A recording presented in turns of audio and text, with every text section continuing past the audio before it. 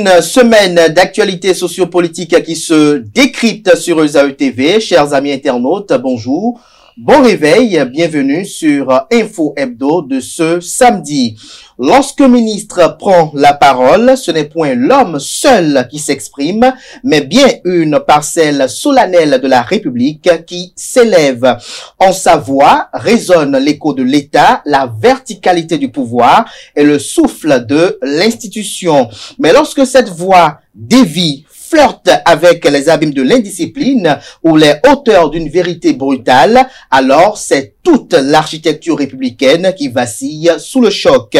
Depuis quelques jours au Bénin, un nom déchire le ciel de l'actualité, nous faisons oublier la fusion UP-PRD. Il s'agit bel et bien de Paulin Akonan, désormais ex-ministre de l'énergie, de l'eau et des mines. D'un ministère à un micro tendu, d'une posture d'État à une parole libre ou téméraire, il n'aura fallu qu'un souffle trop franc, qu'un verbe mal dompté pour déclencher l'orage et précipiter sa propre chute. Mais de quelle faute parle-t-on? Celle d'avoir parlé trop vrai ou d'avoir oublié où s'arrête la vérité de l'État? Son éviction serait-elle un simple acte de gouvernance ou le symbole d'un pouvoir qui, pour rester souverain, doit parfois recadrer les siens? Le pouvoir a statué avec la rigueur des ciseaux présidentiels, mais le peuple, lui, s'interroge, médite et s'en préoccupe par endroits. Ce matin, chers amis internautes, nous n'esquiverons rien, ni la portée juridique des propos, ni leur poids politique, ni les implications systémiques d'une gouvernance qui semble désormais gouverner aussi les mots. Chers amis internautes, je serai avec Distel Amoussou, consultant médias communication, analyste politique, chroniqueur politique, président, directeur général de l'agence de documentation de liaison et des services spéciaux ADLSS. Il sera avec Komlan Carlos Agossou, avocat au barreau du Bénin, et le troisième invité, Paul-Marie Ruessou, théoricien de la gouvernance d'État, analyste politique. Avec mes invités, chers amis internautes, nous essaierons également de revenir sur le PRD et l'Union progressiste Le Renouveau. On a assisté notamment la semaine dernière à la sanction de Gratien Aromenou. On essaiera de commenter un peu les faits et l'avocat sur ce plateau nous donnera également sa lecture technique de ce dossier. Avant de retrouver les invités pour le décryptage, chers amis internautes, je vous invite à suivre cette capsule vidéo qui vante les mérites de l'École supérieure d'administration, d'économie, de journalisme et des métiers de l'audiovisuel ESAE. ESAE qui est promotrice de ESAE TV. ESAE qui est disponible à Cotonou, à Mekalavi et Parakou.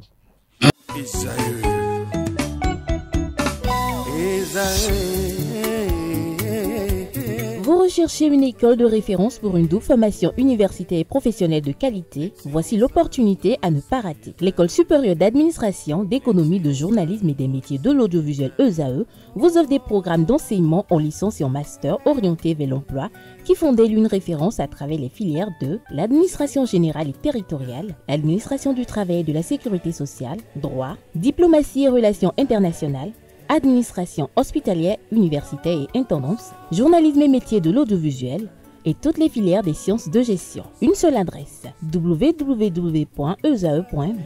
Rendez-vous dès maintenant sur nos campus ESAE Bedjromende au numéro 90 93 65 21 ou au numéro 98 98 14 00. Parakou sur le numéro 52 46 12 12. Abomey-Calavi au numéro 52 88 44 44. Akpata au numéro 52 88 33 33. ESAE, l'excellence à un nom.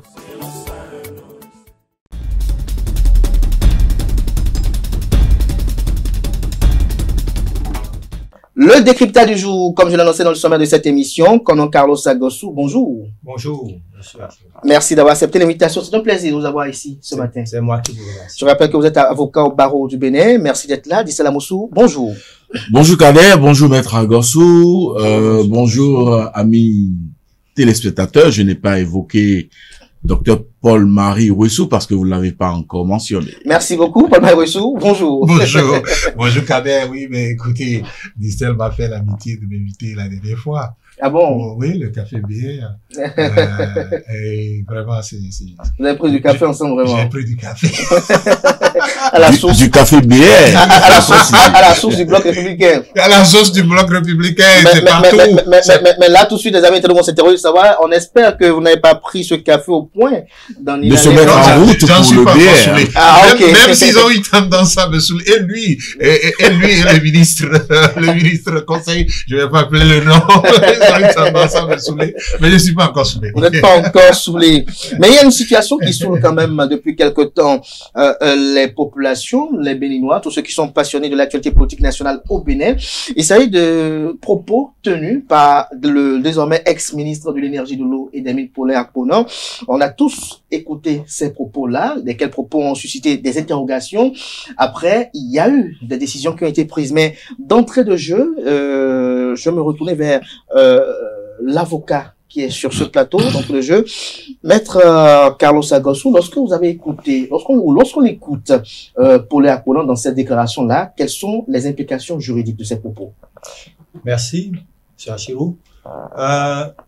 Déjà, il est clair que dans ces propos, le ministre a fait état d'allégations qui portent à croire qu'il y a eu des malversations. Parce que quand on dit qu'il y a eu siphonnage des deniers publics, on ne peut interpréter ces propos que en termes de malversation. Voyez-vous? Et c'est vrai que aucun nom n'a été indiqué précisément, mais l'allusion est claire. C'est une déduction. Voilà, l'allusion est claire parce que il intervient en tant que successeur de quelqu'un, reproche que des travaux qui auraient dû être exécutés par ce ministère ne l'ont pas été. Maintenant, on peut se poser la question et vous comprendrez un peu ma réserve. N'ayant pas précisément indiqué qui c'est, et puisque, sauf erreur de ma part, le prédécesseur n'a pas été le seul ministre, sauf erreur de ma part. S'il a été seul ministre, il peut exclusivement se sentir concerné. Mais s'ils ont été au moins deux, n'ayant pas précisé d'identité, ce sont les deux qui peuvent. Voyez-vous. Donc, le fait de n'avoir pas précisé celui qui est intéressé permet à celui qui se sent intéressé, voyez, de considérer que les allégations sont portées contre lui. Et l'État central lui-même, qu'est-ce qu'il... Alors, l'État central lui-même, je crois, a déjà pris les mesures qui lui reviennent. Si je m'en tenais à ce que le porte-parole du gouvernement a déclaré, le ministre a été relevé de ses fonctions pour lui permettre de se délier de son obligation de réserve. Alors, évidemment, vous savez que l'État peut porter plainte s'il le souhaite ou procéder à ces vérifications, mais le procureur même qui a suivi ces propos peut s'auto-saisir. Parce que chaque fois qu'on parle de détournement, de siphonnage, le procureur aussi peut s'auto-saisir. Alors, pour ce qui concerne l'État, d'abord, il y a les mesures qui ont déjà été prises. Le ministre a été relevé de ses fonctions, c'est une sanction administrative. Ça peut aussi déboucher sur une poursuite pénale si l'État le souhaite. Et je ne vous apprends rien en disant que le garde des Sceaux a la faculté de saisir tout procureur d'infraction qu'il serait parvenu à prendre pour suite pénale à y donner. Mr. Lamoussou, est-ce qu'on peut, dans ce cas d'espèce-là, avant qu'on en vienne aux interprétations politiques de cette affaire-là, est-ce que l'espérance des uns des autres serait que l'État puisse porter plainte ou que le procureur puisse s'autosaisir? En tout état de cause, il conviendrait d'élucider ce dossier sans fioriture. L'auteur des allégations a parlé de siphonnage. Les expressions comptent. Très normalement dans un dossier comme ça. Et donc, il parle de plusieurs dizaines de milliards. Donc, il y a une notion d'évaluation. Et le choix lexical est d'une violence combinée avec le timing oblige à la manifestation de la vérité. Il parle de délinquance, ou plus précisément de délinquants qui devraient rendre compte de leurs agissements et qu'il fait la promesse et que cela ne saurait tarder. Alors, j'imagine que c'est un auteur qui est en territoire connu, qui a des éléments probants à sa disposition, d'où la notion d'évaluation, d'où la notion d'accusation et de jugement, parlant de délinquants. Et donc, pour un expert comptable, et je n'ai pas de doute, que de penser, de croire que ces accusations sont constituées. Alors, dans ce cas, je dis, je ne saurais avoir de doute. Ok, oui. Je ne dispose d'aucun élément, sauf des éléments provenant de ces allégations. Oui. Siphonnage, détournement, délinquant, sur un montant évalué à plusieurs dizaines de milliards. Et mieux, il n'a pas joué la carte floue. Dans l'accusation, il a bel et bien indexé son prédécesseur. Il a parlé de fils du terroir ayant été aux affaires dans ce département, à qui ces tâches ont été confiées. C'était une précision qu'il faut rajouter à Maître Agossou. Et donc, il n'y a même pas de doute autour de la personne qu'il vise dans sa dénonciation. Appelons un chat un chat. Et donc, à partir de ce moment, oui, le gouvernement fait bien de le remettre dans son statut de citoyen libre, libre de ses propos, libre de sa parole, ayant l'obligation de combattre aussi la corruption et la malgouvernance, de poser des actes, de donner suite à sa dénonciation. Parce qu'en réalité, une dénonciation aussi grave ne saurait passer sous silence. Ne saurait passer sous silence. Paul-Marie Ouesso, le théoricien de la gouvernance d'État, est-ce qu'il estime que l'État devrait remettre Paulin Akpona en tant que citoyen lambda avant de répondre à ces accusations qu'il peut-être a découvert sous le sceau de son portefeuille ministériel? Bon, en fait, je crois que ça fait la deuxième fois qu'on relève un ministre parce qu'il a déclaré quelque chose sur le terrain. Rappelez-vous, le ministre des Travaux publics, je ne sais plus trop, c'est Romain, quand il était allé, je crois, du côté de Porto-Nouveau, déclarer que les soins étaient déjà débloqués pour la route et que rien n'avance. Il a été relevé parce qu'on savait qu'on était dans un contrat de faire, n'est-ce pas, et qu'on devrait payer plus tard. Et puis, si vous vous rappelez un peu, donc cet épisode de Romain, vous constatez qu'après on a repris encore Romain au gouvernement et après on l'a sorti. Pour quelle raison? Deuxième raison, on ne sait pas, mais on lui a donné l'opportunité de se retrouver à l'Assemblée nationale.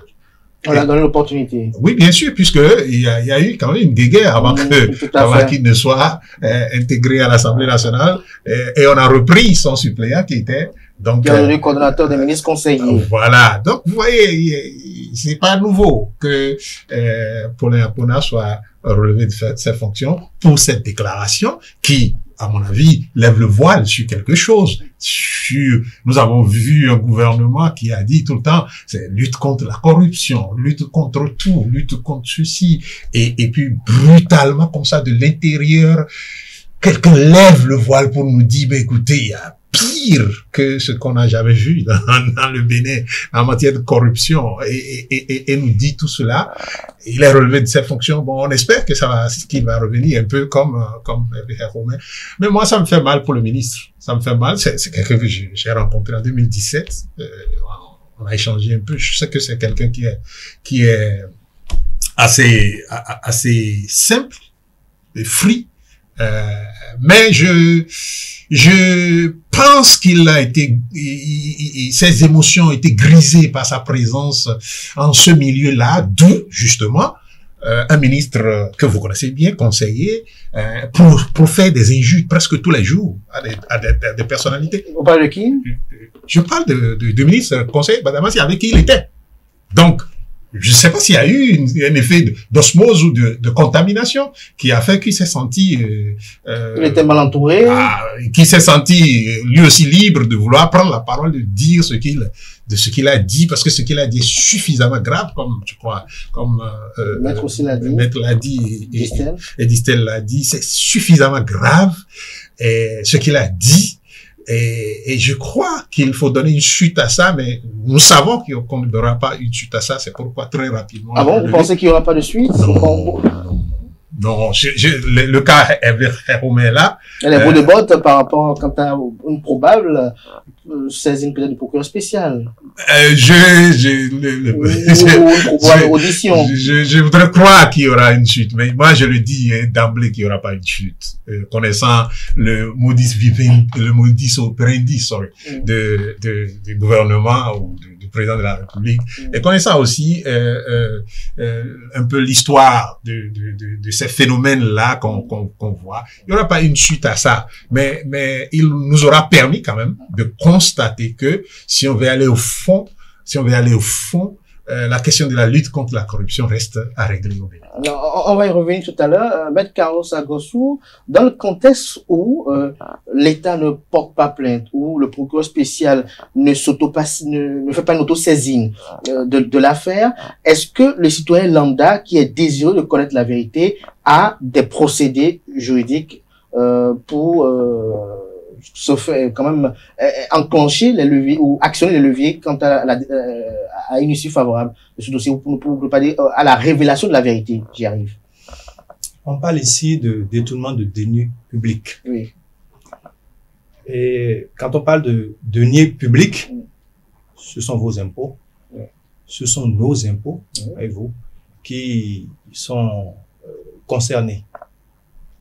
Alors, la première question qu'on se pose, est-ce qu'un citoyen qui a été informé qu'il a pu avoir détournement des deniers publics, donc de ses impôts, a intérêt à dénoncer ces faits formellement? Voyez-vous, ici, dans le cas du ministre, sinon de l'ex-ministre, c'est des propos tenus sur la place publique, en public. Mais le citoyen peut s'en prévaloir, puisqu'on peut faire des transcriptions de ces audios-là, et formaliser une plainte. À déposer où? On parle de deniers publics. Aujourd'hui, c'est la CRIET qui est compétente pour en connaître, parce qu'il s'agit d'autant de milliards, si je m'en tiens au propos qui ont été tenus. Voyez-vous? Donc, dénoncer les faits, c'est-à-dire faire une plainte qui prend les allures d'une dénonciation formelle de ces faits au procureur, et il appartiendra au procureur de donner telle suite à cette plainte-là qui sera formalisée. Mais la voie la plus indiquée, c'est plutôt que l'État central lui-même y donne.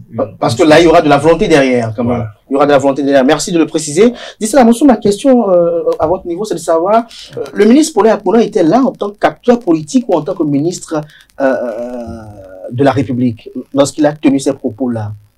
Alors, je n'ai pas lu une lettre de mission à son profit. Je vais m'en tenir donc aux faits. Les faits, c'est qu'il était dans une posture de ministre sectoriels en déplacement pour un constat, n'est-ce pas, de réalisation ou de suite de réalisation de travaux dans une région du Bénin. Le constat est qu'il a arboré une casquette de son parti politique. À ce niveau, est-ce que le parti était au courant d'une telle descente politique? Je ne saurais le dire, mais j'ai lu a posteriori le communiqué de ce parti qui ne dit pas, qui ne l'a pas mandaté, mais qui le fait responsable de ses propos. Et donc? Alors, je ne saurais dire donc qu'il était dans une activité politique partisane. Je ne saurais dire qu'il était dans une mission gouvernementale. Mais lorsque j'écoute le porte-parole du gouvernement, il dit qu'à aucun moment, l'auteur n'a adressé un rapport de constat justement, on allait en venir sur les faits qu'il est allé dénoncer sur le terrain. À partir de ce moment, je n'ai pas les éléments d'appréciation.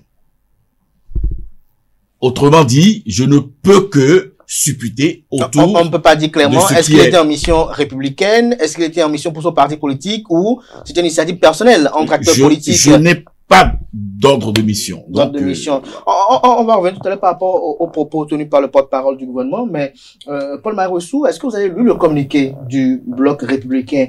Est-ce que pour vous, il est assez conséquent à la hauteur des propos tenus et des agissements du désormais ex-ministre? Non, moi j'ai lu le communiqué. En toute sincérité. Que je trouve. Parce que vous prenez déjà du café BR désormais. Voilà. Non. Oui. Non, mais écoutez, ce n'est pas parce que je suis allé prendre un café BR il faudra peut-être lui expliquer que je vais devenir maintenant. C'était un rendez-vous de discussion. Tout à fait. Oui, tout à fait. le café BR, c'est juste un rendez-vous de discussion. Tout à fait, c'est très bien. Où des compatriotes échangent sur un certain nombre de choses. Et j'ai voulu quand même voir ce dont il s'agit. J'ai été heureux. Il faudra souligner que vous allez aussi au champ d'oiseaux. Vous allez aussi au champ d'oiseaux participer au débat intellectuel. Oui, bien sûr. Oui. Bien sûr. Mais moi, je suis partout où il y a l'activité intellectuelle. Oui. Alors, ce que j'ai lu de la lettre de BR, j'ai lu une lettre assez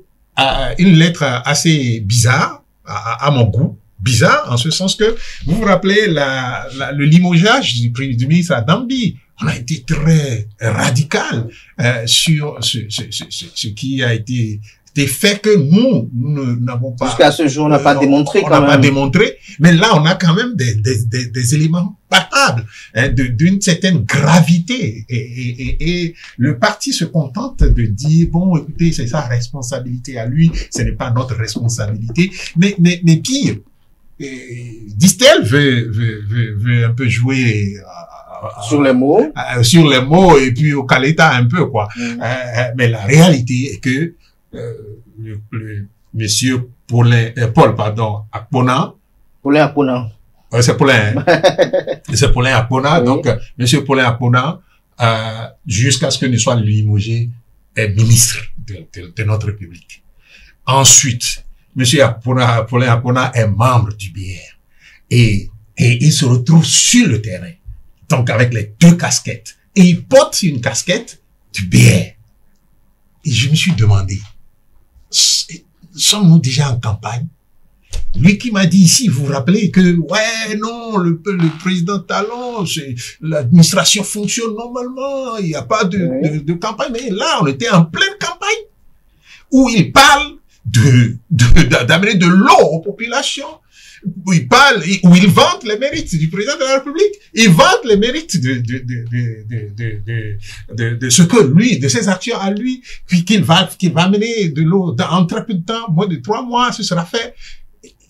Sommes-nous en campagne? Et au-delà donc de l'accusation, parce qu'il faut regarder bien sûr l'accusation de corruption et tout ce que ça représente, mais il faut regarder aussi les choses telles qu'elles sont, parce que tous étaient en chapeau BR et tous, à mon sens, avait une population, même s'il y a beaucoup d'enfants sur les chaises que j'avais vues, mais tous avaient une population devant eux et vantaient les mérites du président. Donc, sommes-nous en campagne? Il y a un vrai problème. Lequel? Le problème de la loi à respecter. Le problème de la loi à respecter. Parce que si nous ne sommes pas encore en campagne et que eux ils font cette action, c'est qu'il y a un problème, une entorse à la loi. Il faut les interpeller par rapport à ça. Et ça se fait, je ne sais pas, en toute impunité. C'est parce qu'on a parlé maintenant de détournement que, oui, la voix s'élève, la voix s'élève. Oui, c'est normal.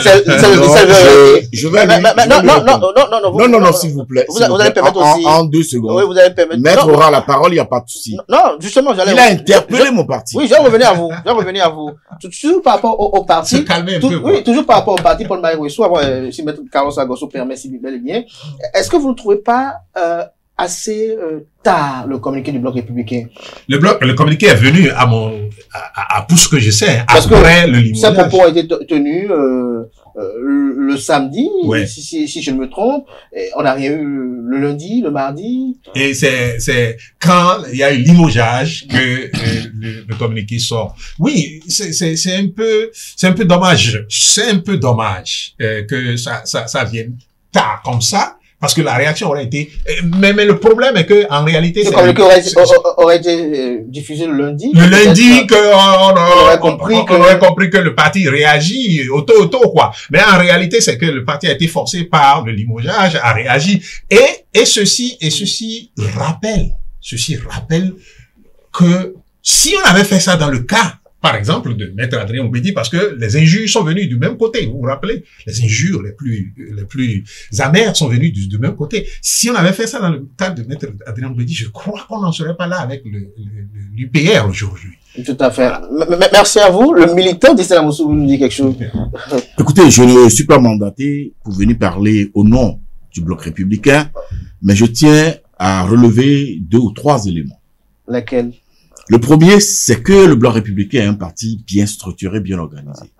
C'est un parti qui ne régente pas le cerveau de ses militants. Il y a un qui régente le cerveau de ses militants? S'il vous plaît, je parle de mon parti. Oui, lequel régente? La parole est libre au Bloc républicain. Voyez-vous, mais vous êtes tenu responsable de vos propos, de leur contenu. Vous êtes tenu responsable de vos actes que vous posez. Très bien. Le ministre Akpona, puisqu'il faut finir par le nommer, est allé sur le terrain, a fait un constat. Voyez-vous? Et a tenu des propos. Mais l'implication politique de ces propos pour nous, c'est que non seulement il a attaqué son prédécesseur, qui est aussi du Bloc républicain, il a attaqué un gouvernement dont les actions, s'il vous plaît, s'il vous plaît. Est-ce qu'il a attaqué le gouvernement? S'il vous plaît, oui. Et je vous dirai. Il a attaqué un gouvernement dont les actions sont coordonnées par le ministre d'État Abdoulaye Biotchane, président du Bloc républicain. Et il a attaqué le chef de ce gouvernement, le président Patrice Talon, qui donc aurait nommé et entretenu des délinquants qui ont siphonné, n'est-ce pas, les ressources de l'État sur plusieurs années. C'est ça l'implication politique réelle. Et d'où la gravité, n'est-ce pas, des propos du ministre Akpona. Ne me dites pas que dans un tel cadre, le Bloc républicain aurait croisé les bras. Vous savez, dans un parti structuré, avant que un acte ne soit porté à la connaissance de l'opinion, c'est que nos instances travaillent. Nos instances regardent en fonction de nos statuts et des lois de la République. Il ne vous échappe pas que le Bloc républicain est un grand parti soutien de la gouvernance du président Patrice Talon. Et c'est cette gouvernance-là qui est convoquée au tribunal de la perfection.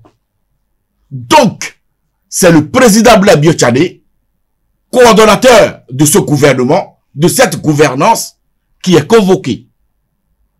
Comment? Mais lorsqu'on parle de détournement massif, portant sur plusieurs dizaines de milliards de nos francs,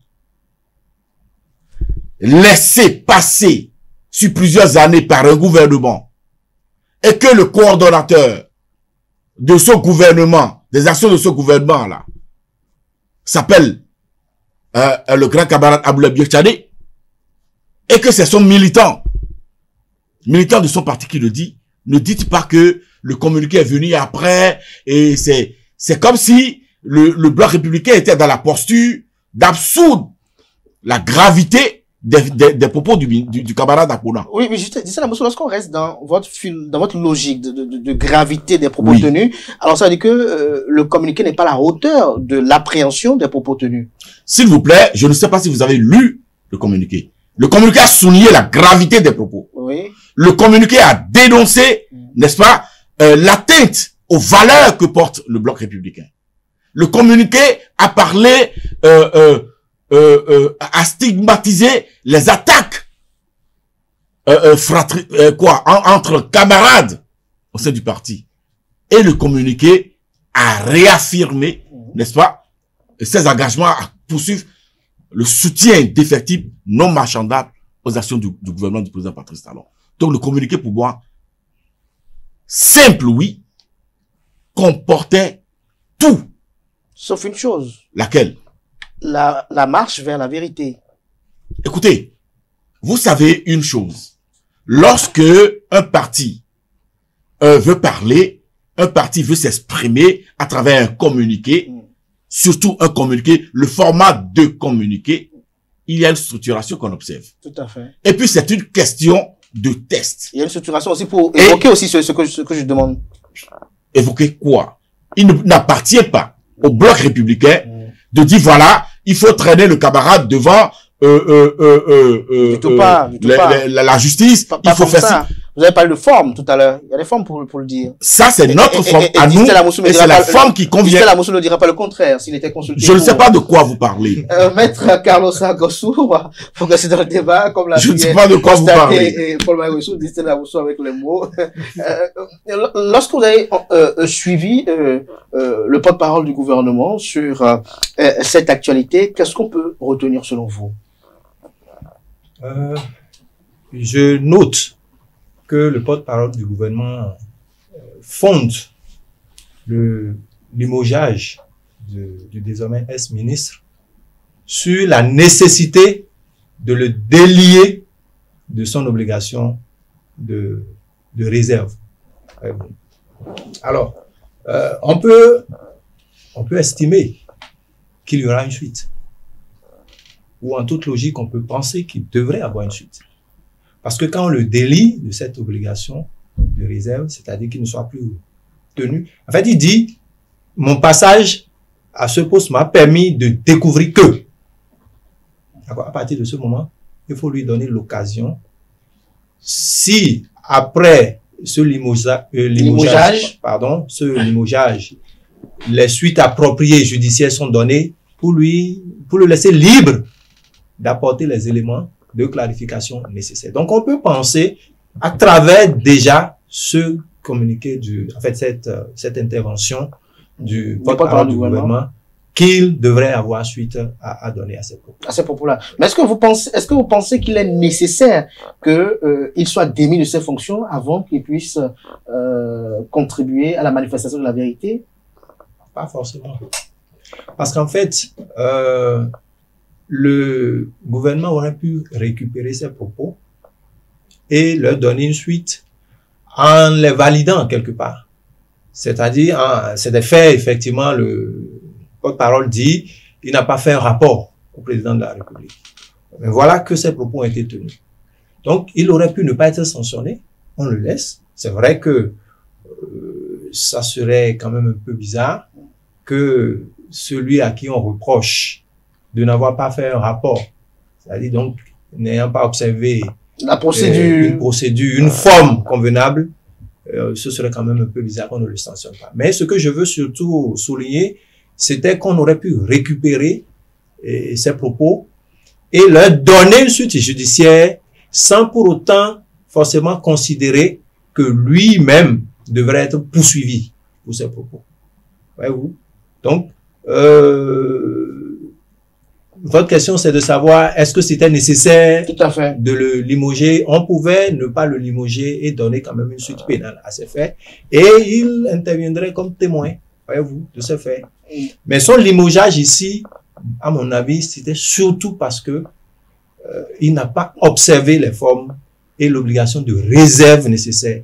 Je trouverais plus cohérent, voyez-vous, la déclaration du porte-parole si c'était dans cette lancée-là. Dans cette lancée-là. Voilà. Paul Arissou, vous, votre commentaire sur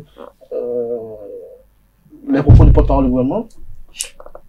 Non, bon, le porte-parole du gouvernement est toujours dans son rôle de porte-parole du gouvernement.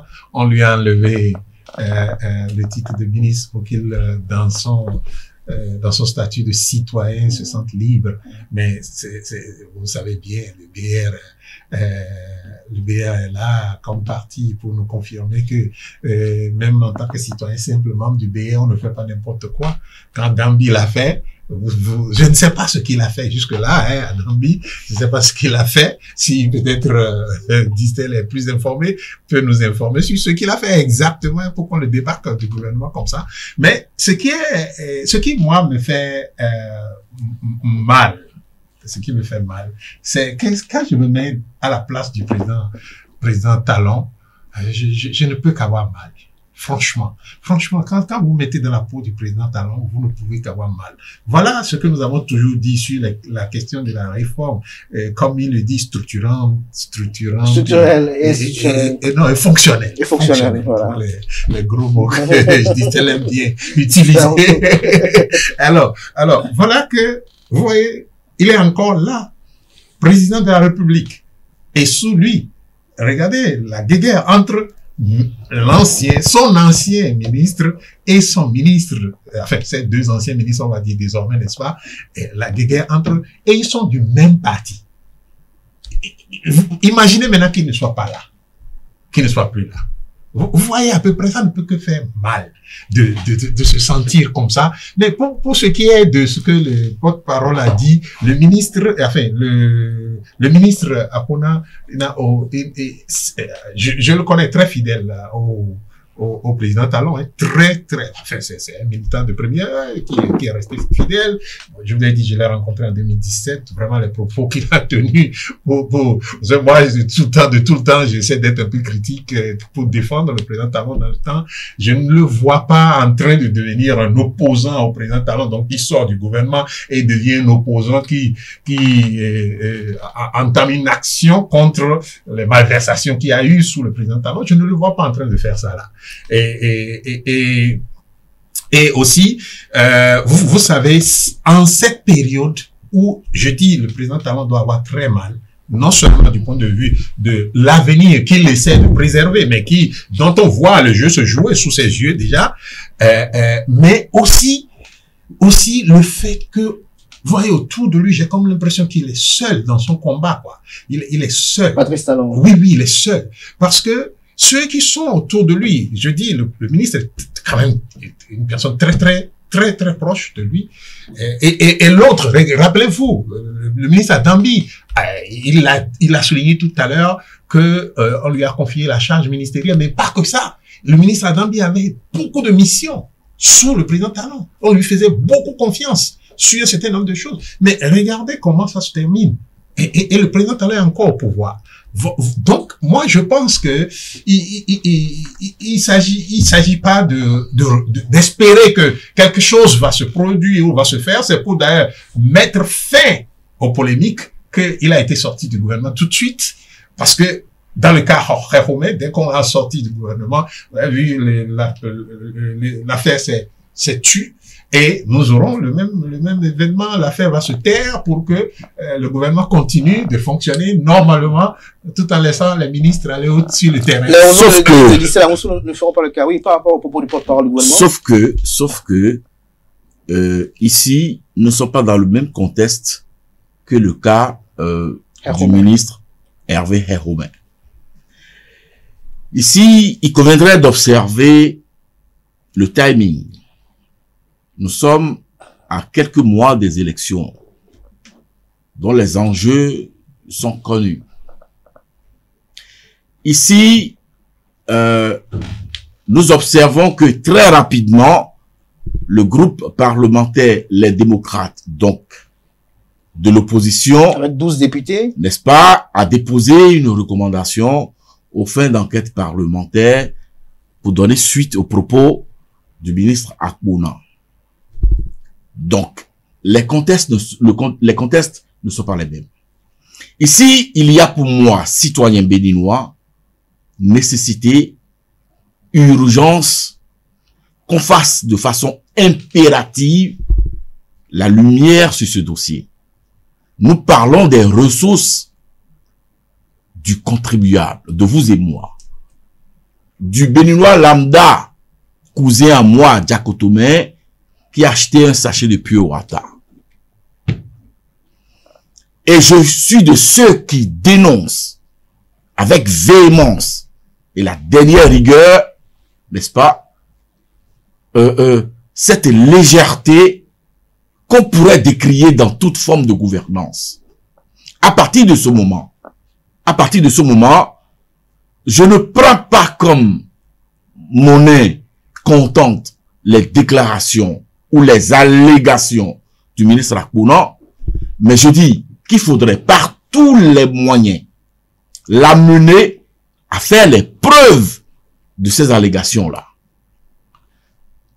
Le seul hic que j'observe, sur lequel personne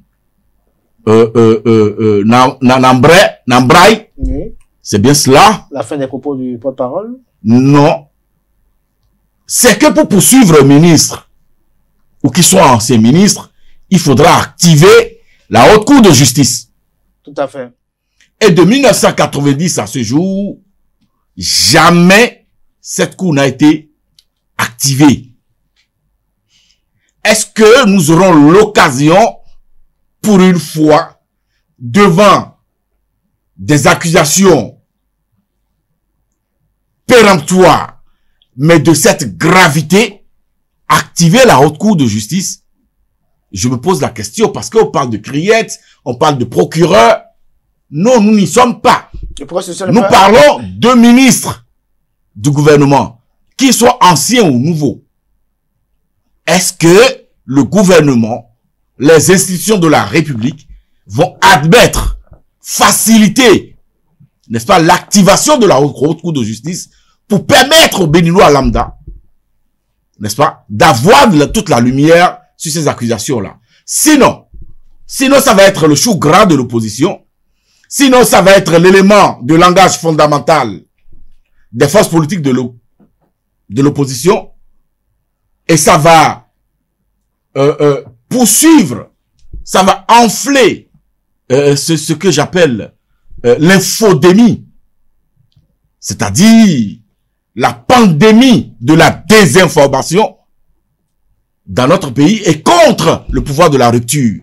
C'est pour cela qu'il y a nécessité d'y aller, d'aller jusqu'au fond et jusqu'au bout. Si l'on doit faire la lumière sur cette affaire, et c'est l'espoir que nourrit beaucoup de Béninois, est-ce le citoyen Paulin Akpona qui est interpellé ou l'ancien ministre Paulin Akpona qui est interpellé? Alors, il ne faut pas que nous fassions une confusion.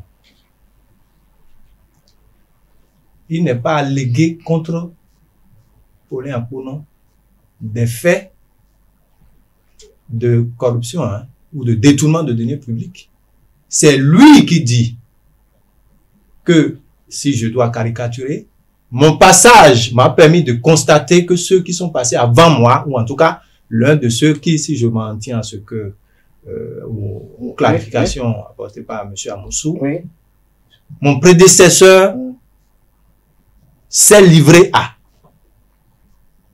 Alors, donc, si quelqu'un doit être mis en cause, c'est le prédécesseur. La précision que je dois apporter, voyez-vous, c'est vrai, si l'enquête permettait d'établir contre le prédécesseur des faits de malversation, il serait justiciable de la Haute Cour de justice. Parce que ce seraient des faits commis alors qu'il était ministre. Mais la procédure d'instruction n'est pas menée par la Haute Cour de justice. Très bien, ça me rassure. Voilà. La procédure d'instruction, elle, n'est pas menée par la Haute Cour de justice. Très bien. C'est lorsqu'il est décidé de le renvoyer en jugement que la Haute Cour de justice prend le relais. Donc, merci maître voilà. pour la clarification. Mais vous avez quand même raison, parce que est-ce qu'il faut finir l'instruction, renvoyer avant que de rendre opérationnelle la Cour? La question, mais la procédure peut être lancée et le cours de la procédure, la Cour installée et la procédure renvoyée devant cette. J'ai appris quelque chose. Mais à ce niveau-là, Maître Carlos Agossou, où est-ce qu'on doit tenir le fil pour commencer cette affaire? Est-ce pas l'interpellation de l'ancien ministre Akponan pour qu'il apporte les preuves de ce qu'il a allégué, ou l'interpellation de l'ancien ministre? Alors, c'est ce que je tentais de vous dire. Voilà. Lorsque des propos de ce genre sont tenus, on peut déjà incriminer les propos pénalement. Et au cours de l'enquête contre l'agent pénal... Vous permettez? Oui. Qui incrimine les propos pénalement? Je veux savoir. Moi, je veux comprendre. Celui qui est accusé, et le gouvernement aussi qui est interpellé. Parce que vous avez bien situé la liste des responsabilités telles qu'elles sont induites par les propos du ministre. C'est-à-dire que son prédécesseur a été nommé par un chef de gouvernement, qui est le président de la République. C'est le président de la République qui l'a nommé. Et qui donc n'aurait pas suffisamment rechercher des gens crédibles qui auraient peut-être pu couvrir si on s'en tient à ces propos, parce que un ministre quand même reste toujours justiciable, ou du moins a des comptes à rendre à celui qui l'a nommé. Voyez-vous? Donc le gouvernement lui-même, et c'est pour cela que je parlais tout à l'heure du garde des Sceaux. Et vous voyez, ça ne peut que être décidé en conseil de ministres, ce genre de choses-là. Et le garde des Sceaux instruit au fin d'eux. Et au fin de quoi la lettre de mission qui est confiée au garde des Sceaux le dira. Et donc, le garde des Sceaux peut déjà dénoncer, sous le couvert, par exemple, le harcèlement par les réseaux sociaux. C'est quelque chose qui est courant aujourd'hui. Bien sûr. Dénoncer ces faits à ceux qui sont habilités à en connaître, d'où je parlais de la criée tout à l'heure. Et au cours de cette enquête-là, évidemment, les questions qui vont lui être posées vont aller dans le sens de justifier ses propos. Et dans le cours de la justification, il pourrait apporter des éléments et qui, de fil à aiguille, peuvent finalement aboutir. Contribuer à la manifestation de la vérité.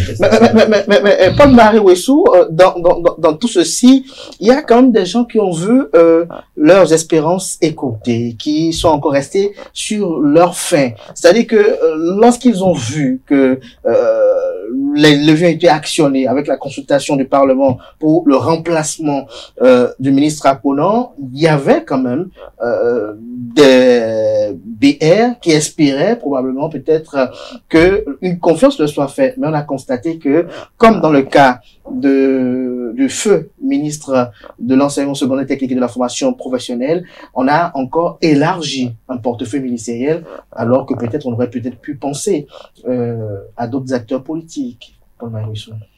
On a élargi ou il y en a réduit? Non, on a élargi, puisque désormais, je l'ai dit, Tonato ne jette plus que le quart de vie et les transports, mais il a désormais après... Ça dépend de comment on voit la chose. Oui, je vous explique, parce qu'il a désormais encore l'énergie, l'eau et les mines, alors que Adambi, même au départ, était que ministre de l'eau et des mines. C'est après, je crois, le départ de Roussou qu'il a eu à prendre l'énergie. Oui, bien sûr. Voilà. Bien sûr. Non, je comprends, mais je disais que ça dépend de comment on voit la chose, parce que, en fait, au lieu d'ouvrir les portes du gouvernement pour d'autres acteurs, on les ferme encore davantage, alors que les gens se plaignent que pendant 9 ans, il y a une seule tête. Il y a une seule tête. Oui, je crois que le président Talon, il faut bien comprendre un peu, comme je le dis, son mode de fonctionnement depuis le départ, c'est réduire un peu, réduire le nombre d'entrées et de sorties du gouvernement. Ça a été son mode d'action depuis 2016. Très peu de masse d'entrée au gouvernement et de masse de sortie comme ça dans le temps. Mais ici, nous allons vers la fin. Et moi, je comprends pourquoi Distel veut sauter sur ça. Non, je voulais juste apporter de l'eau à ton moulin, dire que nous sommes à 11 mois de la descente et que un cadre, lorsqu'il est nommé ministre, il lui faut théoriquement 6 mois pour s'installer. Donc, il servirait à rien. Ce serait pareil aussi pour le ministre du cadre de vie, non? Non, écoutez, il connaît déjà la philosophie de... Puisqu'il est membre du gouvernement. Écoutez, quand on parle de cadre de vie, n'est-ce pas, on intègre... Au fait, c'est le cadre de vie, le ministère de cadre de vie, c'est un ministère pluridimensionnel qui a ses tentacules partout, même en économie. Hein, et donc, vous voyez, c'est un ministre qui n'est pas novice aux questions d'électrification et d'eau, n'est-ce pas, dans nos régions. Donc, non, en fait, moi, je voudrais vraiment apprécier cela, hein, cette maîtrise des mouvements au sein du gouvernement. Mais jusque ça crée des mécontents. Oui, ça crée des mécontants qui sont très actifs sur le terrain politique. Ça crée des mécontents. Ceux qui garantissent la stabilité politique, qui permet au pouvoir politique de pouvoir quand même opérer en toute quiétude. Oui, ça crée des mécontents. C'est pour calmer un peu les mécontents que les ministres... C'est qui ces mécontents-là des gens qui veulent aller au gouvernement à 11 mois de la fin. Non, écoutez, le président Patrice Talon n'est pas boli. Il y a eu pour nommer des ministres à 2 semaines de sa passation de service. Tout compte fait. Écoutez, nous avons déjà vu ça dans ce pays, hein, où le ministre, en une semaine, hein, le jour de la prestation de serment, il a nommé un ministre. Non, le président Patrice Talon n'est pas dans cette logique-là. Mais ce qui est important, hein, à voir dans cette maîtrise des mouvements au sein du gouvernement, c'est que, attention, et c'est en cela que j'apprécie bien la description qui conduit à la criette d'abord et puis à la haute cour de justice et le garde des Sceaux qui devrait se saisir du dossier s'il pouvait le faire. S'il a reçu l'instruction d'abord. Non, il a dit que cela se décide en Conseil des ministres. Donc, voilà, en Conseil des ministres. Mais moi, je pense qu'il n'y aurait rien de tout cela. Je veux dire simplement pourquoi. Vous êtes péremptoire. Oui, c'est sur la base des expériences et aussi des je vous ai dit que les contextes n'étaient pas les mêmes. Non, mais écoutez, non, attendez. Les contextes n'étaient pas les mêmes. Vous n'êtes pas rentré dans le jeu de Distel, allez-y. Les démocrates se sont saisis de l'affaire, ce qui est une bonne déjà, chose. Parce que dans son temps, c'est une variation. Oui, mais dans son temps, là, il y avait personne, il y avait aucune opposition au Parlement. Il faut se rappeler ça aussi. C'est ça, une réalité aussi. Donc, les contextes ne sont pas les mêmes. Oui, les contextes ne sont pas les mêmes, sauf que, c'est ce que je voulais expliquer. Imaginez que le président Talon lui-même ouvre la voie pour que cette procédure s'enclenche. C'est une question de corruption qui concerne son gouvernement, qui va être étalée sur du temps. Parce que vous avez quelques éléments qui vous font dire qu'il y a eu effectivement corruption ou mauvaise gouvernance dans ce département ministériel. Je n'ai pas dit qu'il y a eu. Parce que vous semblez affirmer, là. J'ai dit que c'est une question de corruption. Ou bien ce n'est pas de la corruption que le ministre Apona a parlé. C'est de ça qu'il a parlé.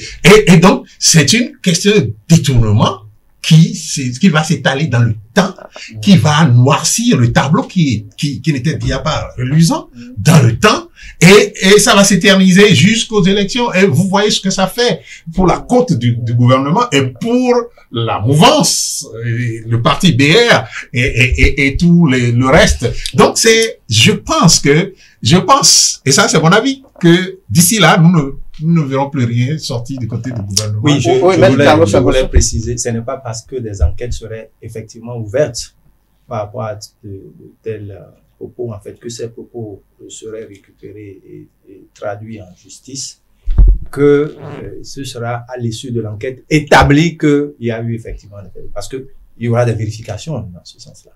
Même s'il apportait des documents, les documents seront vérifiés. Et c'est justement là le rôle de l'enquête qui va avoir avant le renvoi. Parce que à la suite de cette procédure, il peut y avoir un non-lieu. Oui, on constate que les propos qui ont été tenus n'ont pas de fondement. Dans ce cas d'espèce, lorsqu'il y a un non-lieu, quelles sont les implications de ce non-lieu-là? Celui qui se sent diffamé par ces propos pourra valablement déjà, qui peut le faire à partir du moment où les propos ont été tenus et dit, puisque c'est à vous de rapporter la preuve. Même si ce n'est pas un pays, il peut le faire. Absolument. Mais il serait bon. Oui. J'ai bien dit, moi, j'attends de voir qu'on ouvre ce dossier-là, mais il serait intéressant et important pour le gouvernement d'ouvrir le dossier, d'aller jusqu'à la Haute Cour de justice, parce que rappelez-vous, dans le cas Djenotin, dans le temps ici, on disait, on n'a jamais fait ça, mais donc il fallait qu'on lève l'immunité, c'est ça, hein, et qu'on permette à la Cour, qui est restée sans travail depuis des années, de pouvoir fonctionner, et lui, c'est extrait, donc tout le processus, et je crois et j'espère que si c'est le cas ici, que les ministres, les deux, ne vont pas s'extraire du processus et que nous allons pouvoir... Encore qu'il faut que les deux soient au pays actuellement. Sous le président. C'est quoi, vous avez des informations qui ne sont pas au pays? Je ne sais pas. Non, parce que là, ça fait la deuxième fois que vous répétez ça. Non, même pas. Distel Amoussou, il y a un nom, il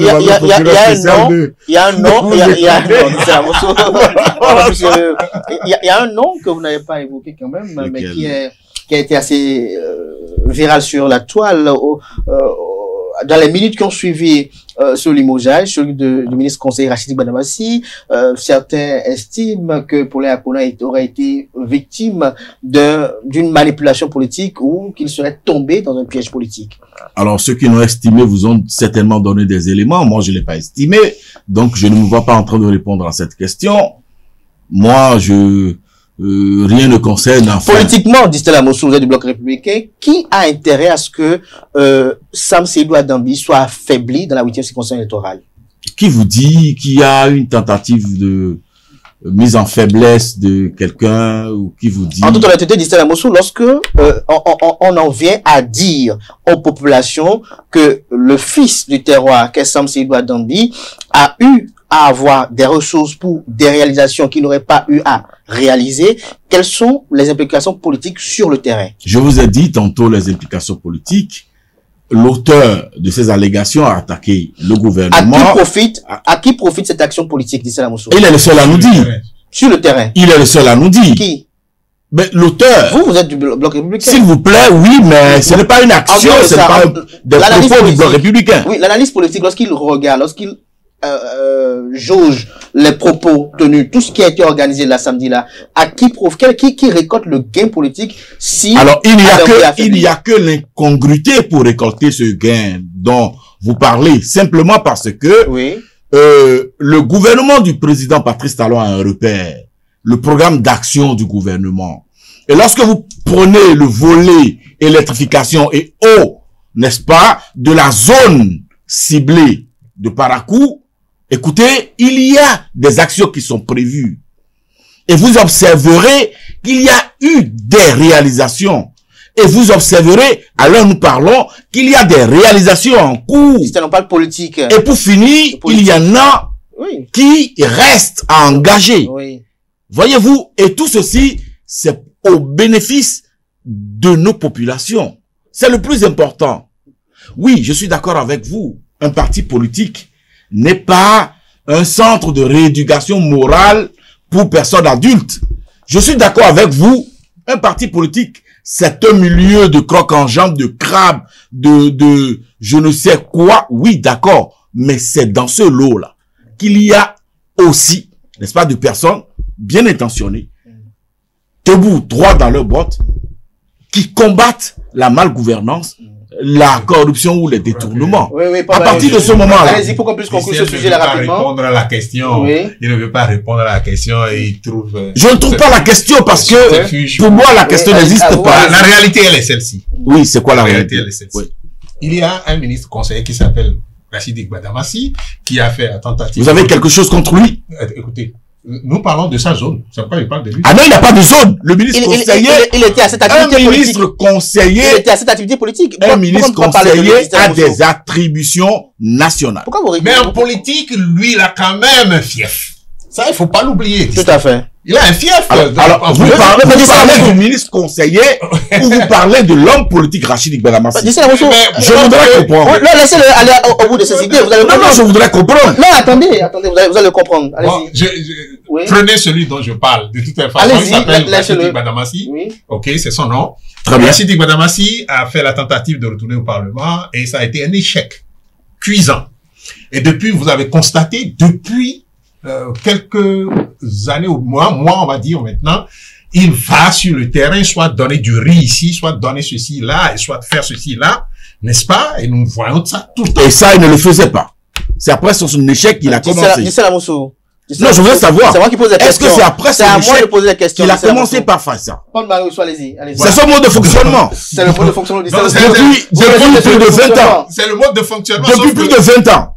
Sauf que ceux qui parlent de piège dans lequel le ministre Akpona est tombé, c'est que le ministre Akpona, ce n'est pas son fief, hein. C'est pas son fief. Mais c'est le ministre de la République. Merci de le préciser. Le ministre Akpona, nous avons désormais des ministres de fief. On parle. Non, je demande si on a des ministres de fief. Distel Amoussou. Vous allez nous permettre un peu d'aller au bout. Parce que vous n'aimez pas aussi qu'on vous interrompe.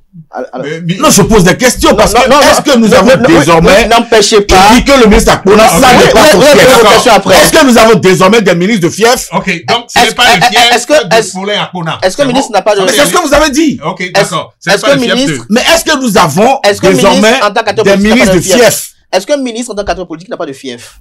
Mais écoutez, non, j'ai pas dit... vous parlez de quoi? Écoutez. Nous parlons de réforme du système partisan. Non, nous ne parlons plus de fief aujourd'hui. C'est vous. Le Bénépa, s'il vous plaît, défenseur de la réforme du système partisan. Le Bénépa aussi comme défenseur de la réforme du système partisan. Le Bénépa de grands ensembles. Vous êtes donc les notions de fief là, de défenseur. Ce sont ces notions là qui nous ont permis d'avoir 200 partis politiques avec des partis de quartier. Distel, je ne vais pas tomber dans votre... Non mais c'est vrai. Je vais dire ce que je vais dire. C'est-à-dire que vous dites qu'il y a réforme, qu'il y a des grands partis, les députés sont élus de quelque part. Non! Ils sont élus au plan national. Ils sont toujours élus de quelque part. Et c'est ça qui leur porte la voix. Ils battent campagne quelque part. Voilà, ils battent campagne quelque part. Ils sont pas partout au Bénin pour faire campagne. Ça, c'est la réalité politique. Non!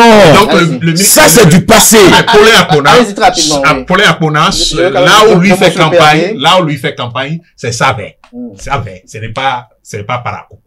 Et donc, il est allé là-bas pour faire constater que il y a des déficits au niveau des services que l'État devait fournir aux populations. Et ces déficits, c'est quelqu'un qui l'a invité. Là, et celui qui l'a invité, là, a été assis à côté de lui. Il s'appelle Rachidi Badamassi. Vous avez la preuve de vos allégations?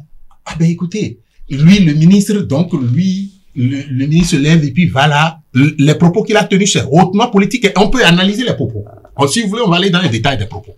Les propos qu'il a tenus. Il y a bien sûr cette question d'accuser quelqu'un, mais hautement politique, c'est pourquoi j'ai parlé de campagne. Il n'est pas là, allez là, je suis ministre de la République et puis désormais je vais vous amener de l'eau, ça s'arrête là. Ce n'est pas ça. Il faut aller voir chaque mot qu'il a utilisé et vous constatez qu'en fait, non seulement il est en train il tient des propos pour affaiblir la cote de popularité de celui qui l'accuse. Ça n'a pas de sens. Oui, allez-y. Ça n'a pas de sens parce que, s'il vous plaît, je vais expliquer que ça n'a pas de sens. Non. Parce que s'il cherche à affaiblir la cote de popularité de Adambi, non, s'il vous plaît. Non. S'il cherche à, non.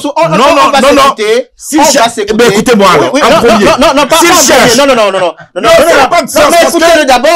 Il aurait affaibli tout le bloc républicain. Il aurait affaibli toute la mouvance. Pourquoi on a comme l'impression que vous prenez la défense de Rachidi Badamassi? Non, mais ça n'est pas le cas. Mais laissez-le aller. Mais je vous dis, si on cherche, laissez-le y aller. Si un militant BR cherche à affaiblir le camarade Adambi dans Parakou, oui, militant BR, oui, mais c'est que ce camarade-là veut affaiblir le bloc républicain et non Adambi. Distel, question. C'est d'où l'incongruité de la peut-être qu'il ne fait pas une advertence. Il peut agir sans mesurer la portée de son acte. Le militant en question. Là, on appelle ça. Justement, ça réagit sans réfléchir. Non, pas sans réfléchir. Sans mesurer tous les enjeux qui concourent. Il fait ça, comment on l'appelle? Paul-Marie Ouessou, vous passez le mot. Oui, question. Non, moi, c'est question, c'est pas moi. C'est question pour le président directeur de ADLSS. C'est comme ça qu'on l'appelait, Oui. pour vous le présenter. Question Merci pour pour la publicité. oui, question pour le président directeur. Lorsque vous avez écouté, je suppose que vous êtes au service du On a BR. fait ce travail, oui. Oui, je suppose que vous êtes au service Non, du pas, BR. pas au niveau du BR. Non, je On a suppose. évoqué encore- Je suppose que deux vous minutes. êtes au service du BR. Oui, ADLSS travaillant Ok. pour le BR. Très bien. Le BR. Contre facture, Et hein, que- contre rémunération, parce que ça, c'est Il va pas vous répondre. Et que vous devez faire un rapport, une fiche, Oui. pour dire ce que le ministre a dit, quel est son impact sur le parti. Qu'est-ce que vous allez Je dire? l'ai déjà dit. Qu'est-ce que, eh oui, Ma- qu'est-ce que Merci à vous, Paul Maïwessou. Le président de ce Michel Amoussou, merci. est le coordonnateur de la Voilà, ne vous répétez pas. Merci. Non, Merci à vous. l'impact, ce n'est pas les titres des Carlos personnes, l'impact. Agossou, Mais c'est négatif. vous allez me permettre Mais de surtout faire la la mouvance. transition au second sujet très rapidement. On va dire quelques mots avant de conclure cette émission, notamment ce conflit entre le PRD et l'Union progressiste Le Renouveau. On a constaté la semaine dernière que l'Union progressiste Le Renouveau a eu à sanctionner Gratien Aromenou. On l'a vu, je crois, Paul Maïwessou, il y a cela quelques jours avant la publication de cette décision, avait eu à dire qu'il a comme l'impression, je ne sais pas si je trahis ou je suis pas exact avec vos propos, que on s'attaque au plus faible en laissant le plus fort. Mais déjà vous, l'homme de droit, techniquement, qu'est-ce qui s'est passé entre l'UP et le PRD d'alors, selon vous? Si on s'en tient à la terminologie employée, il y a eu fusion si on s'en tient à la terminologie employée. Laquelle? Oui, puisque l'accord de fusion, Mm. sauf erreur de ma part, hein, Oui. c'est l'accord de fusion. Mais là où je me distance de ceux qui... Le problème ne se pose pas en termes de est-ce qu'il y a eu fusion ou pas. Quelle est la portée de la fusion? Voilà. Quelle est la portée de cette fusion? Et vous me permettrez d'apporter quelques Allez-y. précisions. Voyez-vous, quand on parle d'accord, on parle de contrat, qu'on le veuille ou pas. Accord, l'accord est un contrat. Donc, il faudra toujours questionner la volonté des parties. Il ne faut pas qu'on oublie cet aspect de la question. La volonté des parties. Lorsque vous prenez la loi sur la charte des partis politiques, relativement à la fusion, relativement à la dissolution, il n'y a pas de disposition impérative. S'il y en a, comme on rapporte, il n'y en a pas. Il y a l'article 29.9 de la charte qui renvoie au statut des partis par rapport à la question de la dissolution et de la fusion.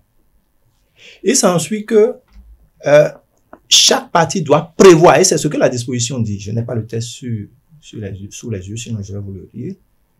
Chaque parti doit prévoir les mécanismes et les conséquences, les mécanismes et les conséquences d'une fusion et d'une dissolution. La disposition est claire là-dessus. Alors, lorsque, dans ce contexte, on interroge les statuts du PRD, il est clair que la fusion n'entraîne pas la disparition du PRD. C'est pour ça que moi j'ai des difficultés à admettre que la fusion qu'il y a eu a entraîné comme conséquence la disparition du PRD. Puisque dans les statuts du PRD, qui doivent régir les questions relatives à la fusion, il est expressément indiqué que la fusion ne peut pas entraîner la dissolution du parti. Et le mécanisme pour que le parti soit dissous est bien indiqué. Alors, quand je prends la loi qui n'a rien prévu d'impératif sur cette question, quand je prends la loi qui renvoie au statut par rapport à cette question, et quand je prends les statuts du PRD, par rapport à la portée de la fusion qu'il y a eu, il m'est difficile de retenir que cette fusion a emporté la disparition du PRD. Et donc, alors, oui. J'ai eu à entendre parler des récépissés. Voyez-vous, en matière, par rapport aux récépissés, nous sommes en droit administratif pur. Sauf à me dire que le récépissé délivré à l'UPR a disposé que toute disposition antérieure contraire sont abolies, il sera difficile de dire que le seul fait de délivrer un récépissé à l'UPR emporte la disparition du récépissé de l'UP et du PRD. Voilà, de l'UP et du PRD. Voyez-vous, on m'a parlé de caducité. Généralement, quand il y a caducité, c'est la loi même qui prévoit la cause de la caducité. On dit par exemple, lorsque vous avez ce récépissé et que vous ne mettez pas en place vos structures dans tel délai, le récépissé devient caduc. Alors, quand on observe le délai, on constate que vous n'avez pas observé, on peut parler. Mais que un contrat emporte caducité, alors qu'il ne l'a pas prévu, moi, il m'est difficile Donc, pour ma part, aujourd'hui, le problème qui se pose, ce n'est pas est-ce qu'il y a fusion ou pas. Les deux parlent de fusion. Et je dois également préciser, les terminologies employées par les partis, ce débat ne connaîtra son ultime... Justement, j'allais en venir. Voilà, issue que si effectivement les parties prenantes... En temps de procès? Oui. Pour permettre à une juridiction qui est habilitée à trancher les différends, voyez-vous, d'apporter ce qui devrait désormais rester loi en République de Bénin lorsque de pareilles situations. Sinon, aujourd'hui, vous aurez des positions divergentes et bon, les unes presque aussi défendables que les autres. Avant de me retourner vers Distel Amoussou, au regard de votre analyse là, oui, quelles sont les entités qui sont légalement encore constituées? Pour ma part, le PRD est légalement constitué. L'UPR est légalement constitué parce que tous disposent. La loi, la charte sur les partis politiques dit ce qui confère la personnalité juridique à un parti politique, c'est le récépissé. Vous êtes en présence de trois entités qui ont chacune leur récépissé. Qui sont des actes administratifs, je le précise. Oui. Qui sont des actes administratifs, qui n'ont pas été rétractés, qui n'ont pas été annulés, qui n'ont pas été censurés par une décision judiciaire. Vous êtes en présence de trois entités. Mais on a constaté que le ministère de l'Intérieur a sorti la liste de l'UP et du PRD, de la liste radiée, voilà. Oui, j'avoue que j'ai entendu dire qu'il y a, et c'est récemment, que et quand j'interroge comment vous appelez, la charte des partis politiques. Les partis politiques. Je ne vois pas la disposition qui est relative à la radiation. Je vois que lorsqu'un parti qui a obtenu un récépissé à 2 échéances électorales successives n'a pas pu compétir, on parle de retrait de l'enregistrement. C'est le seul cas que moi je vois dans la loi. Alors quel est le fondement de cette radiation? Si le test m'est apporté, je laisse tomber.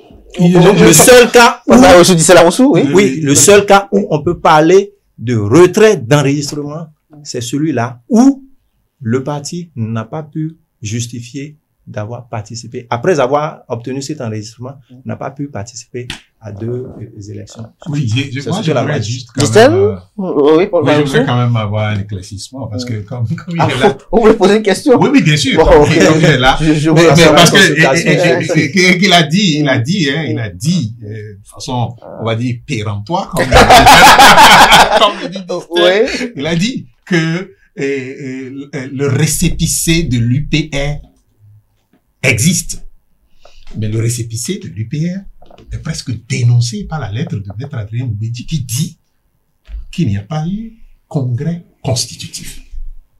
Tout à fait. Une exigence de la loi pour qu'un parti soit constitué. Exactement. Alors, dites-moi. Oui, les partis ne sont pas allés jusqu'au bout de cette dénonciation. Comment? En fait, vous voyez, le récépissé, c'est un acte, comme je le dis, administratif.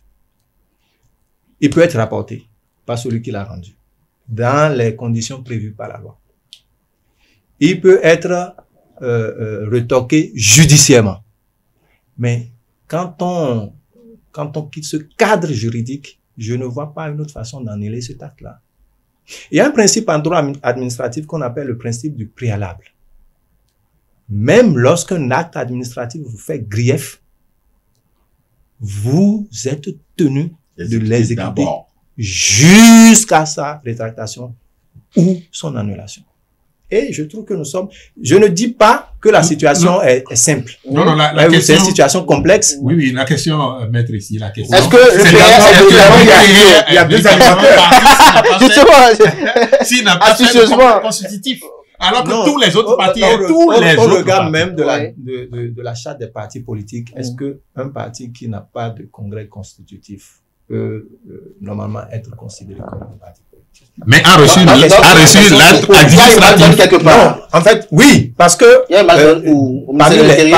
parmi les pièces, je crois, hein, sauf erreur de ma part, qu'il faut produire pour obtenir le récépissé, il y a le procès verbal. Voilà, donc c'est là. Mais ça ne remet pas en cause le fait que lorsque le récépissé est délivré, il s'en prévaut jusqu'à sa rétractation ou à son annulation. Oui. C'est vrai qu'il y a des actes irréguliers qui peuvent exister, mais qui vont continuer par produire effet si vous il y a des actes irréguliers. Je dis non, je ne parle pas de, je ne dis pas. Là, c'est il est non précis. Il y a des actes, en fait, il se peut où l'hypothèse existe que des actes irréguliers continuent par produire effet si vous ne exercez aucune voie de recours appropriée. Mais je crois ici, avant de donner la parole à Distel, qui va pouvoir nous dire les vraies choses, j'estime que la dénonciation est faite à travers la lettre qui a été envoyée au ministère et qui a été envoyée au ministre. La lettre n'est pas un acte administratif. Ah, mais la lettre, le parti. Le parti. On va y aller. Si vous permettez que je très rapidement par rapport à cette question. En fait, là, ils sont encore sur le plan politique. On n'a pas encore passé cette étape politique pour aller à l'étape judiciaire. Okay. Parce que les différends se règlent soit à l'amiable ou devant les institutions ou devant les juridictions. Et tant qu'il n'y a pas saisine d'une juridiction ou bien la mise en œuvre d'une procédure judiciaire, on ne peut pas encore parler, en tout cas pour nous autres, de dénonciation. Voilà. L'expression dénonciation ici est prise en termes de désapprobation, voyez-vous, de contestation, de protestation. C'est de la littérature. Mais Distel Abossou, on constate que dans la foulée, c'est Gratien Romenou qui est sanctionné, tout seul. C'est qui Gratien Romenou? Distel Abossou, quand même. Il y a des gens qui nous suivent. C'est lui qui est au début de l'affaire. Je ne connais pas. Ce que je sais... Le secrétaire général adjoint du PRD. Ah, d'accord. Ok, très bien. Non, je crois que Maître Agasso vient de dire l'essentiel. Où nous réglons politiquement la question, où nous allons devant les instances. Et ce qui est utile pour nous autres, au niveau de la mouvance présidentielle, c'est de travailler à retrouver la cohésion de cette mouvance-là, de sorte à poursuivre la pérennisation, n'est-ce pas, des réformes structurelles et fonctionnelles en cours sous le président Patrice Talon. Vous savez, la langue et les dents sont dans la même bouche, mais il arrive qu'il y ait chevauchement. Je crois que la question essentielle qui se pose aujourd'hui à la mouvance présidentielle, en route pour la reconquête du pouvoir, inévitablement, indébutablement, c'est de travailler à conforter, n'est-ce pas, l'attractivité et la stabilité au sein de la mouvance présidentielle. Et je voudrais croire, espérer que les présidents, Maître Adrien Ombedji et Joseph Djogbenou, ainsi que les instances des entités vont se parler. Ils vont continuer de se parler parce que je sais qu'ils se parlent. C'est des personnes bien. Et quand ils vont continuer de se parler, les dégâts collatéraux que vous évoquez, sanctions de X ou de Grec, la non-considération des militants, des PRD de souche, tout ceci sera évalué. C'est vous qui venez de l'évoquer. Tout ceci sera évalué, c'est partie des griefs que nous entendons, Tout ceci sera évalué. Et puis, les instances responsables de l'Union progressiste Le Renouveau vont regarder certainement dans la bonne direction, la direction de l'unité retrouvée, la direction de poursuivre la marche vers la formalisation de la fusion jusqu'à homogénéité. Et puis, ça va être pour le bien de la mouvance. Il n'est pas question pour nous au niveau de la mouvance de faire de la division ou de la soustraction. Nous sommes résolument engagés à faire des opérations de multiplication et d'addition. Oui, je suis très séduit par le discours assez rassembleur. Qui n'a pas parlé de Gatien Ouamounou, qui a été sanctionné. Qui n'a pas parlé justement de ça. Mais ce qui est, quand il y a un conflit et que on veut se parler et qu'on se parle, on ne prend pas des sanctions contre les plus faibles. Là, c'est une posture pour envenimer la situation. Non, je ne veux pas. Nous n'avons pas besoin de ça. C'est pas que moi. Ce soit les PRD de souche ou les militants Union progressiste Le Renouveau, aucun d'eux, n'est-ce pas, n'a besoin qu'on remue le couteau dans la plaie. Non, mais c'est... Nous sommes... Dit-elle, ce n'est pas... Vous l'avez dit, c'est la Moussou. Dans la plaie. On va écouter aussi. Ce n'est pas nous. C'est une manière... Enfin, non, ce n'est pas nous qui remions le couteau dans la plaie. C'est vous qui le faites. J'ai comme l'impression que Distel oublie que c'est cette semaine, quoi, que la lettre là est sortie. Mais vous avez entendu... Non, attendez. Est-ce que vous avez entendu le camarade de la mouvance à Ouamounou, c'est ça?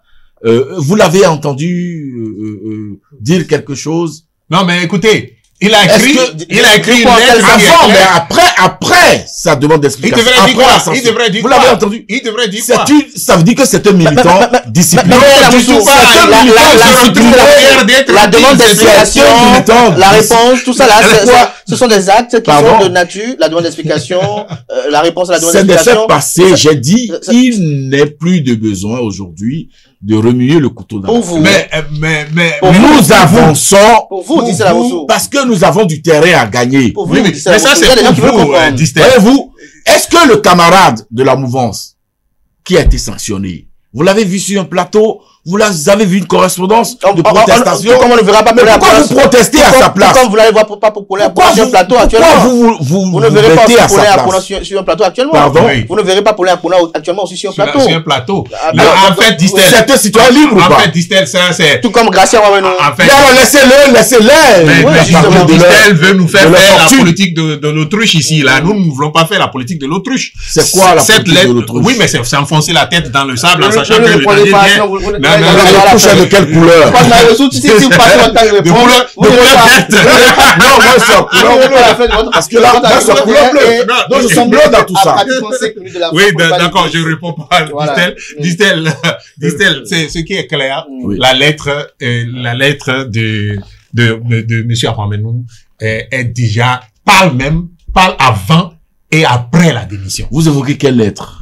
Sa lettre en réponse à la demande d'explication. Mais alors, il faut s'en arrêter là. Non, elle répond à tout. Elle répond jusqu'à maintenant. D'accord, elle répond. On a lu, on a connu, on a écouté la réponse. Mais ça ne nous empêche pas. C'est quoi? C'est tombé cette semaine, ça nous, la sanction. Non, c'est bon, on a dit la réponse. Mais ça ne nous empêche pas, nous autres, de constater que non, jamais. Ça ne nous empêche pas de constater que c'est au plus faible qu'on s'est attaqué. Maître Adrien Mbedi a été plus clair que M. Ouamounou, plus incisif dans sa lettre, mais on ne l'a pas interpellé. Lui, il a affirmé du haut de son siège de président de parti que le PRD n'a pas disparu. Et donc, il est aussi militant. Et il est militant du parti. Il est le militant du parti aussi. Mais on l'a, dans cette affaire même, pour parler, ceux qui tiennent encore lieu de l'UPR, pour parler, ils n'ont parlé que de Ouamounou. Ils n'ont pas parlé de la question qui est posée, et toutes les questions que nous posons sur différents plateaux de télévision. Mais c'est vous qui vous posez des questions sur le plateau. Non, mais les lettres aussi posent des questions. À l'interne, l'Union progressiste Le Renouveau n'a aucun problème. Ah bon? Distel Moussou, vous êtes honnête? Mais je le suis. Vous êtes honnête? C'est responsable. Il est du BR, il ne comprend pas ce qui se passe à Maître Carlos Agossou, pour conclure avec ce débat, on a vu qu'au lendemain de la lettre de Maître Adrien Mbedi, je ne sais pas si mes souvenirs sont exacts, il y a cette disposition qui dit que toute personne qui tente de reconstituer un parti politique qui a déjà fusionné ou qui tente de revenir encore, qui tente de créer une distance sur cette formation politique, encourt probablement 5 ans d'emprisonnement. Cette disposition, elle est applicable à quel niveau?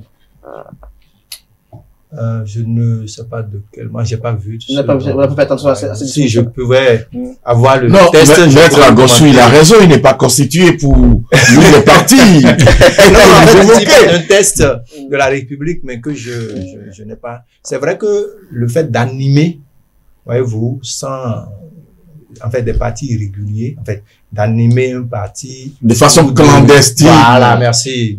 Des regroupements de pensée, de philosophie, c'est prévu et puni par la loi. Voyez-vous.